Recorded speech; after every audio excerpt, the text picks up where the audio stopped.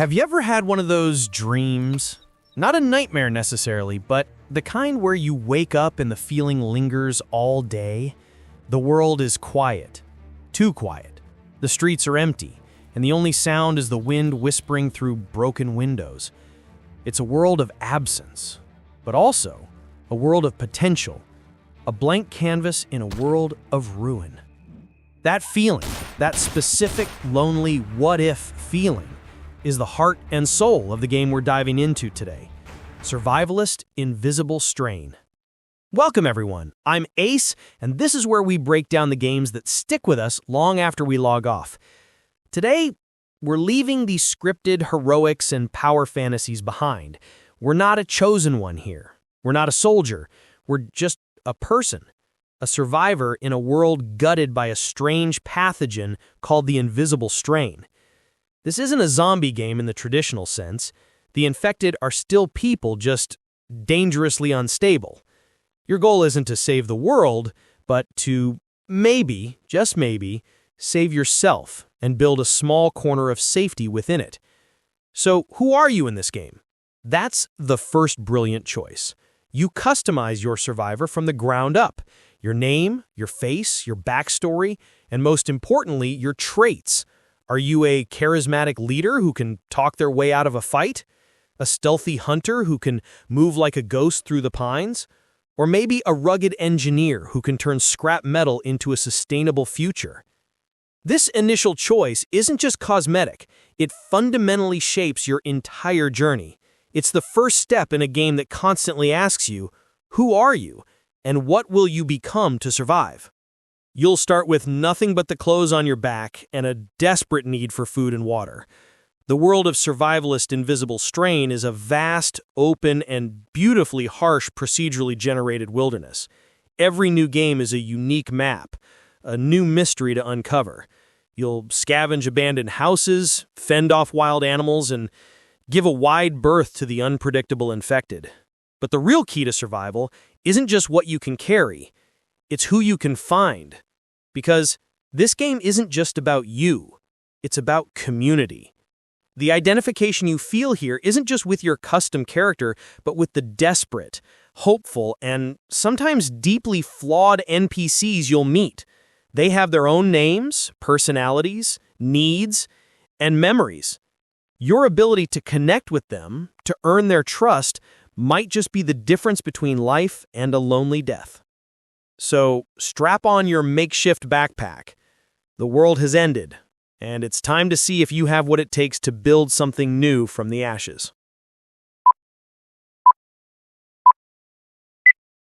All right, we're stranded, we're thirsty, and the world is out to get us. Now what? Let's break down the core gameplay loop of Survivalist Invisible Strain, because this is where the game truly shines, and for some might show its rough edges. The foundation is classic survival. You have meters for hunger, thirst, energy, and health. You'll be constantly managing these, scrounging for berries, purifying water, hunting for meat, and finding a safe place to sleep. But where the game elevates itself is in its two interconnected systems, crafting and social dynamics. The crafting is deep and immensely satisfying. This isn't just push button to make sword. You'll start by crafting simple stone tools, then work your way up to building workbenches, forges, and eventually entire settlements. You'll process logs into planks, ore into metal, and combine countless resources to create everything from a simple bow to a full set of log walls for your fort. The progression feels earned. When you finally build that rifle and craft your first few precious bullets, it's a genuine milestone. It's a testament to your perseverance and growing mastery over this hostile environment. But the true genius of Invisible Strain is that your greatest resource isn't wood or metal, it's people. This is the social simulation layer. You'll meet other survivors in the world. And you can't just order them around. You have to build a relationship. You do this by talking to them, completing tasks for them, and giving them gifts. The dialogue system is simple but effective, allowing you to ask about their past, their skills, and their opinions of other NPCs. And everyone remembers everything. Help someone find a lost item, and they'll trust you more. Steal from them, and they might just try to kill you on sight. This creates emergent, unscripted stories. I once had a follower I'd spent days building trust with, only to have her turn on me because I accidentally picked a fight with her friend. It was heartbreaking, but it made the world feel real and consequential. Once you have followers, you can assign them tasks. You can have one person tend crops, another guard the perimeter, and another accompany you on a dangerous expedition. The feeling of leaving your budding settlement with a trusted companion by your side is incredible. The combat itself, a mix of melee and ranged weapons, is functional. It's not the slickest you'll ever see, but it's tense, and every encounter carries risk. Now, it's not a perfect package. The game is from a small indie team, and it shows in places.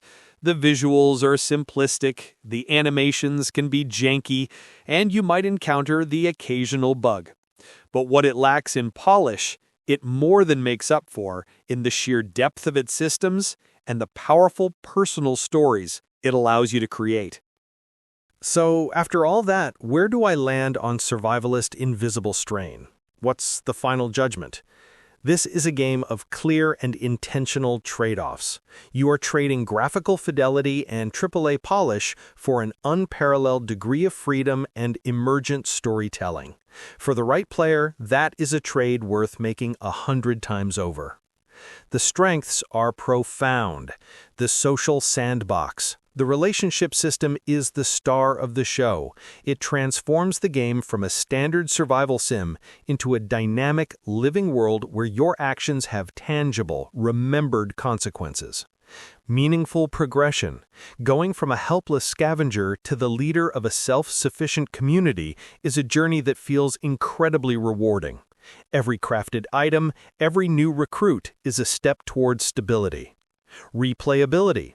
The procedurally generated world means no two playthroughs are the same. Combined with different character builds and the unpredictable nature of the NPCs, the game begs you to try just one more run. A true solo experience.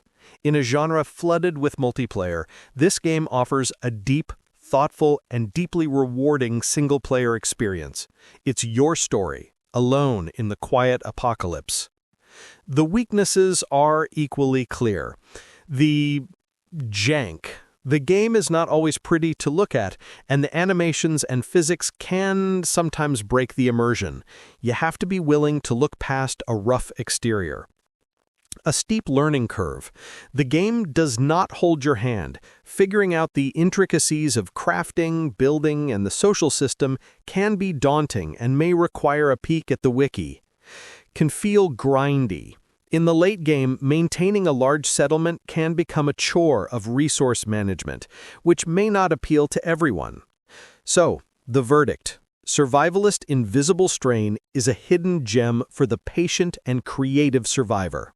I cannot recommend this game to someone looking for an action-packed, story-driven zombie thriller. But if you are the kind of player who finds joy in systems, who loves the idea of building a community from scratch, and who cherishes those unscripted, emergent moments that become your own personal legends, then this game is for you.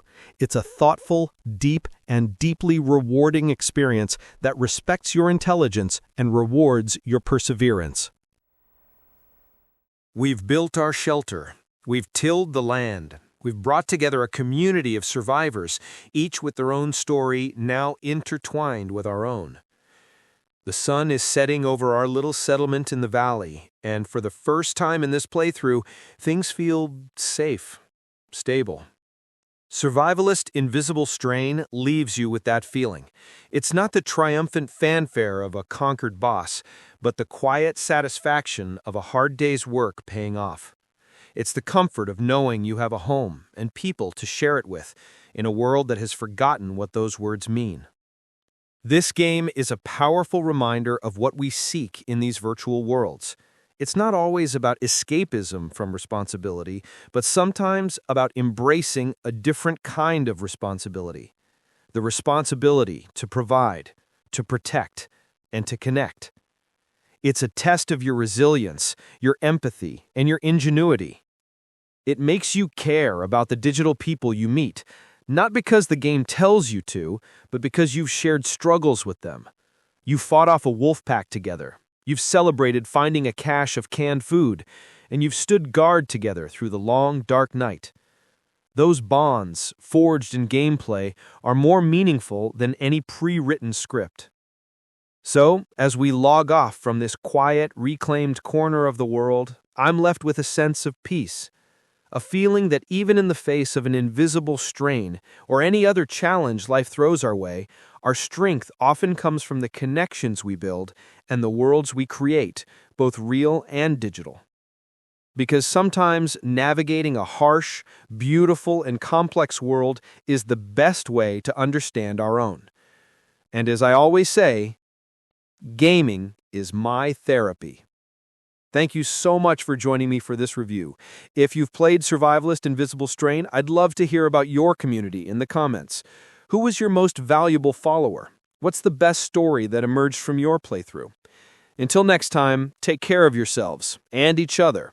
I'm Ace, and I'll see you in the next game.